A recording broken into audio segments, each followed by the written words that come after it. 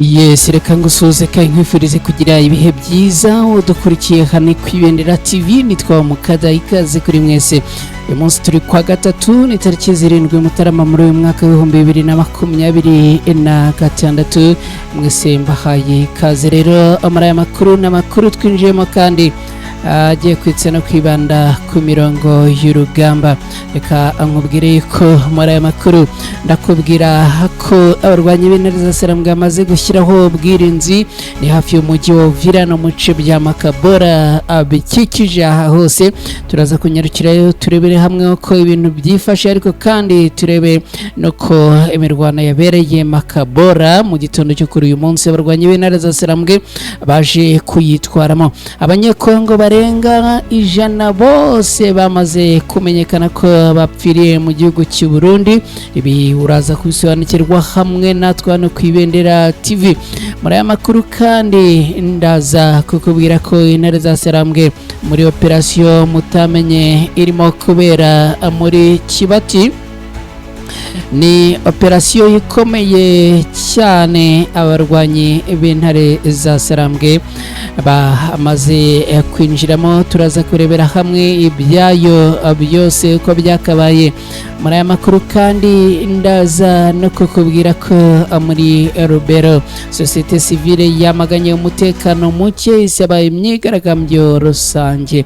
Ibi uraza kubisobanukirwa. Ndaza kandi kukubwira ko Leta Zunze Ubumwe za Amerika zafatiye ingamba zikomeye kandi zikarishye igihugu cy'u Burundi no kubera iyihe mpamvu. Ibi byose turaza kubisangira hamwe na mwana ku Ibendera TV.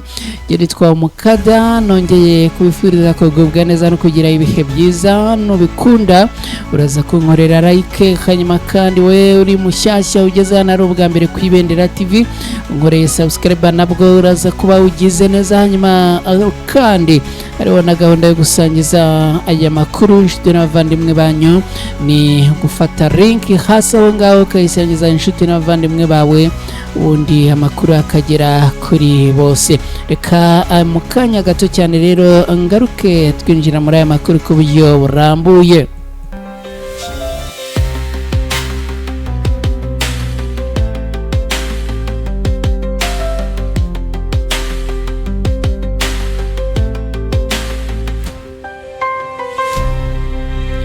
Yes, reka nanone nongere mbifurize kugubwa neza no kugira ibihe byiza. Mwese rero atwinjiranye muri aya makuru bwabaherere mu karere ka Kayonza mu burasirazuba bw'u Rwanda, abari Kirehe, abari Ngoma, abari Kayonza, mwese mbahaye ikaze.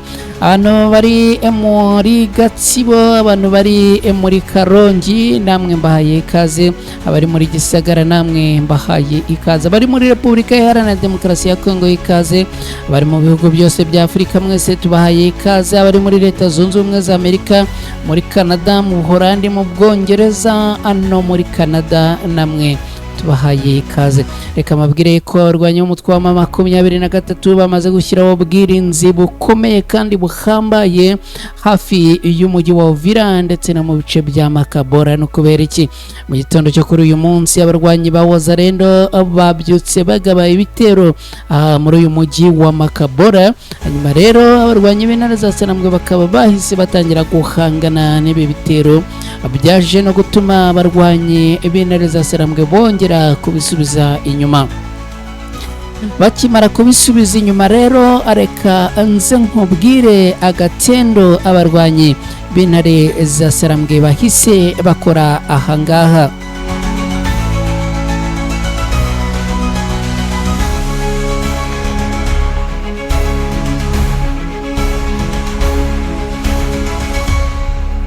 Yes, bakimara rero guhangana n'ibi bitero byabyutse bigabwa ahangaha, n'ubundi bahise bafata umwanzuro ukomeye kandi uremereye, n'umwanzuro wo gushyiraho rero ingamba z'ubwirinzi zihambaye. Ndakubwira yuko bamaze gushyiraho ubwirinzi mu kirere, bamaze kandi gushyiraho ingamba z'ubwirinzi mu mazi ndetse no mu kirere. Uretse ibingibi kandi abarwanyi b'Intare Sarambwe bahise bakaza ibirindiro byabo. Reka unyemerere nkwereke aho ibirindiro by'abarwanyi b'intare za Sarambwe bamaze kubyinstara kandi bakabiha imbaraga zirebereye mu gace kitwa Huseni, neza neza witegeye amarembo y'uyu mujyi wa Uvira. Abarwanyi b'intare za Sarambwe tayari bamaze kuhashyira ibirindiro byabo biremereye kandi bikomeye. Impamvu nyamukuru yaha muri Huseni nuko ahangaha uhari witegeye umujyi wa Uvira, ariko kandi witegeye no muri bice bya Kingongo na Makabora hepfo ngaho. Ubundi ibitero bikunze kugabwa igenda abituruka. Abarwanyi b'intare za Sarambwe rero bakaba bashyizeho ubwirinzi mu rwego rwo kwasira security ihagije kandi ihambaye muri bice by'ahangaha. Mu gihe kandi tuvuga ku ma operasiyo yakozwe n'abarwanyi b'intare za Sarambwe, ndakubwira yuko n'ubundi aha muri Kivu y'Amajyaruguru muri Repubulika Iharanira Demokarasi ya Kongo, abarwanyi b'intare za Sarambwe naho bamaze kuhakora operasiyo ziremereye cyane kandi izikomeye. Ni operasiyo mutigeze mumenya yakozwe n'abarwanyi b'intare za Sarambwe muri Kibati ku masaha ya mu gitondo cya kare. Abarwanyi b'intare za Sarambwe bakoze imikwabo iremereye aha muri Kibati, ndetse ibi bikaba byaje kurangira abarwanyi b'intare za Sarambwe bigaruriye intwaro zitari nkeya z'abarwanyi bo ku ruhande rwa leta ya Kongo. Biravuga ko n'ubundi abarwanyi b'intare za Sarambwe bongeye kugota aka gace ka Kibati kose, hanyuma abaturage bajyaga mu kazi ngo basakwaga. Ariko kandi ibi ngo ntago byagarukiye ahangaha, kubera ko abarwanyi b'intare za Sarambwe n'ubundi baje kwinjiraho byari byamaze kumenyekana ko ngo hari ndake y'abarwanyi aba Wazalendo. Hanyuma rero binjiyemo basanga abarwanyi ba Wazalendo basize bahatabye intwaro. Bikaba byaje kurangira rero ahavumbuye intwaro zigera kuri 28 zose ziganjemo imbunda zo mu bwoko bwa AK47 ndetse n'amagrenade atandukanye. Abarwanyi b'intare za Sarambwe rero bakaba bongeye guhamagarira abaturage batuye muri ibi bice gutanga amakuru no gutangaza aho bakeka ko hashobora kuba hari ibirindiro by'izi Wazalendo ndetse ni ibirindiro bya FDLR, dore ko bivuga ko ibi bice ngo byarindiri ya FDLR. Ibicyo rero bakaba bamaze guhamagarira abaturage gutanga amakuru kugira ngo n'ubundi umutekano wabo ukomeze kurindwa ku buryo busesuye. Reka dukomeje n'aya makuru twerekeze mu gihugu cy'u Burundi. Mbabwireye ko ubu ngubu tuvugana abanyekongo bahungiye mu gihugu cy'u Burundi ubu ngubu bari mu kaga no mu kangaratete. Abagera ku 105 bose birabarurwa ko bamaze gutakariza ubuzima mu nkambi aha mu gihugu cy'u Burundi. Ni mu byumweru 2 bishize bakaba baraguye ahangaha rero abazize urupfu rwa gashinyaguro.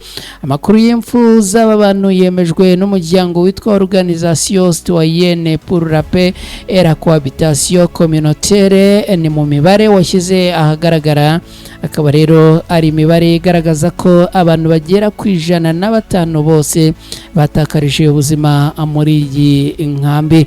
Umuyobozi wa komite nshingwabikorwa w'iyi organisation yitwa Ahadi Byamasasu ni Ahadi Byamasu yavuze ko bari abantu bapfuye bitewe no kubura ubufasha bwaho bakingwa umusaya, kubura ubuvuzi ndetse no kubura amafunguro. Yagize ati ibintu birababaje cyane, tumaze kugira impfu zirenga 105 mu nkambi zitandukanye z'impunzi mu Burundi. Izi impfu zatewe no kubura aho kuba hahagije, kubura ubuvuzi no kutagira ubufasha bw'ubutabazi. Bamwe ndetse ngo batewe n'abantu bitwaje imyambi n'intwaro gakondo birangira babishe. Uyu Ahadi Byamasu yaboneyeho gusaba guverinoma ya Repubulika Iharanira Demokarasi ya Kongo n'abafatanyabikorwa mpuzamahanga gutanga ubufasha burambye kuri bariya abaturage bahunze intambara y'ingabo za leta ya Repubulika Iharanira Demokarasi ya Kongo bahanganyemo n'abarwanyi b'intare za Sarambwe. reka dukomeze n'aya makuru mwibutse ko akani kwibendera TV nitwa Mukadana makuru yibanda kandi akitsa ku mirongo y'urugamba hagati y'abarwanyi b'intare za Senambwe n'abarwanyi bo ku ruhande rwa leta ya Kongo. Muri teritwari ya Rubero societe civile yahangaha iramagana ibikorwa by'ubwicanyi bikomeje kubera hangaha igasaba ko abaho imyigaragambyo rusange. Imyigaragambyo rusange ni imyigaragambyo yo mu mahoro.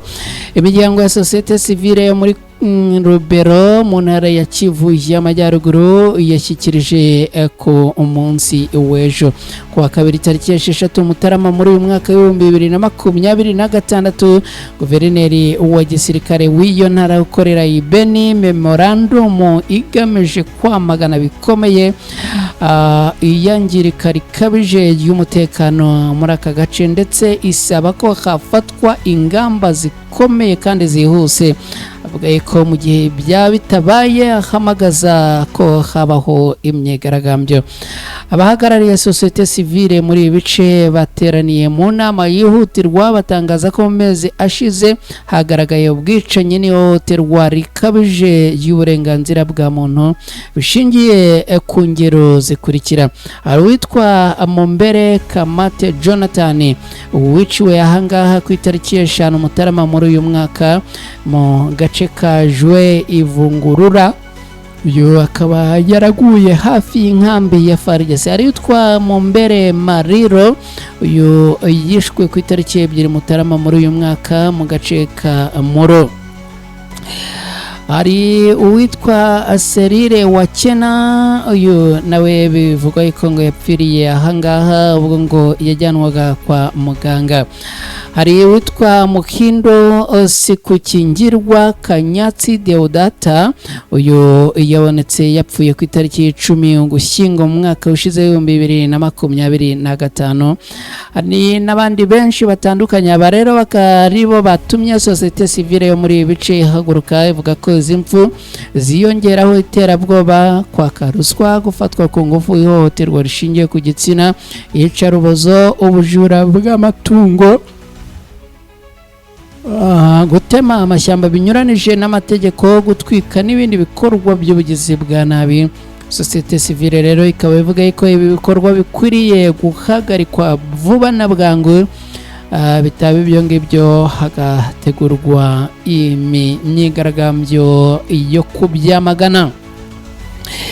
Dukubita twihuta n'aya makuru reka nkubwire ko Amerika yifatiye ku gahanga igihugu kirimo igihugu cy'u Burundi ndetse ikagifatira ingamba ziremereye cyane. Bamwe bati n'uguhonyora uburenganzira n'ubwisanzure bw'ikiremwa muntu.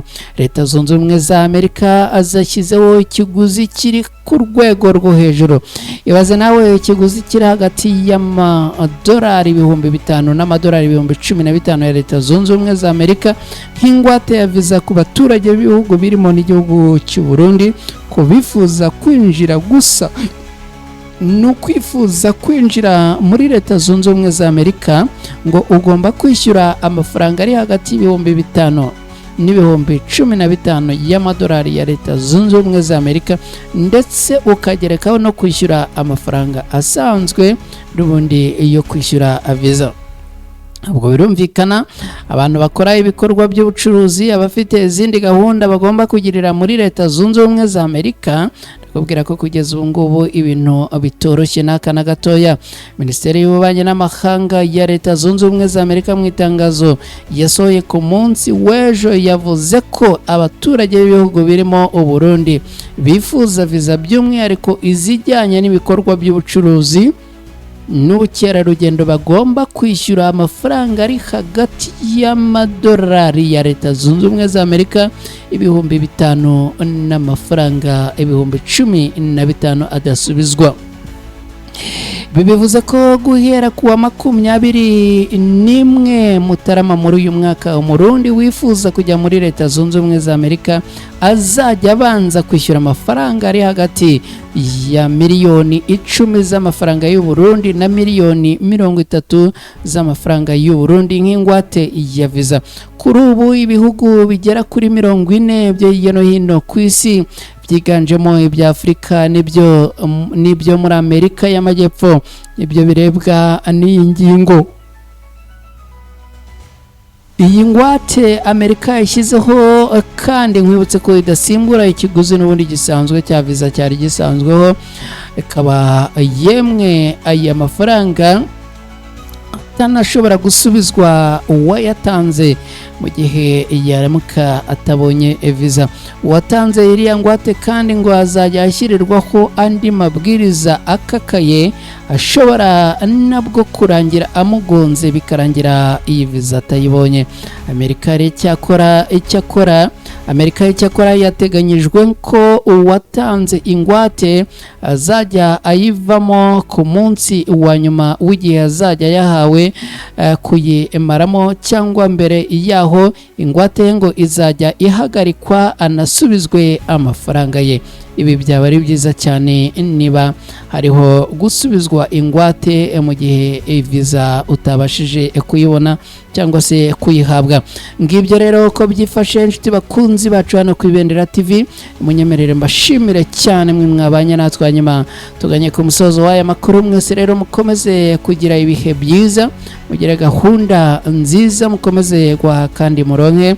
Ndabibutsa gukora like hano ku Ibendera TV, ndakwibutsa kandi gukora subscribe niba ari bwo bwa mbere ugeze hano. Hanyuma rero mwese aho muherereye mukomeze kugubwa neza, ikindi icy'agaciro kinarenze cyo Imana ibarinde.